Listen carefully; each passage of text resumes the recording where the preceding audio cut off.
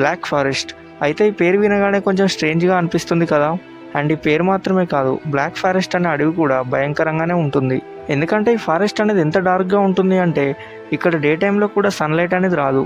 And ఎన్నో centuries నుండి ఈ ఫారెస్ట్ చుట్టూ విచిత్రమైన అండ్ భయంకరమైన కథలు అనేవి ఉన్నాయి.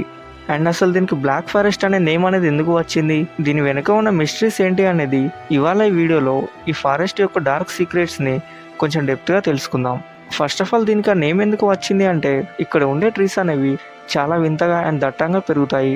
మెయిన్గా ever green trees and fire trees అనేవి ఎంత దట్టంగా ఉంటాయంటే ఇక్కడ 90% సన్లైట్ అనేది నేలపై పడదు.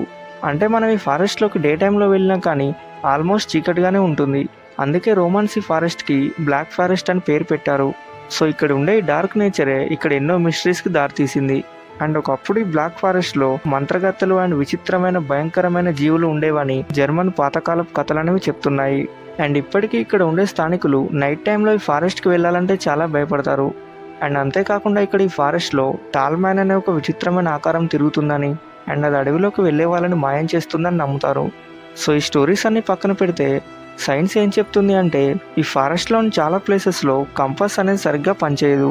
అండ్ ఇక్కడ ఉండే జియో మ్యాగ్నెటిక్ ఎనామలీస్ వల్ల దిక్కులు తెలియక చాలామంది దారి తప్పిపోతుంటారు. సో ఈ ఫారెస్ట్లో ఉండే దట్టమైన చెట్లు, చీకటి, ఇక్కడ వినిపించే వింతైన సౌండ్స్ ఇవన్నీ కలిసి మనుషుల్లో ఒక రకమైన హలోజినేషన్ క్రియేట్ చేస్తాయి. అందుకే ఈ ఫారెస్ట్లోకి వెళ్ళిన వాళ్ళకి ఇలాంటి భయంకరమైన ఎక్స్పీరియన్స్లు అనేవి ఎదురవుతుంటాయి.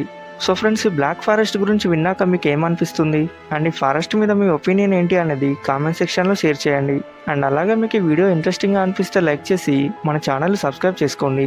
And thanks for watching. See you in the next video.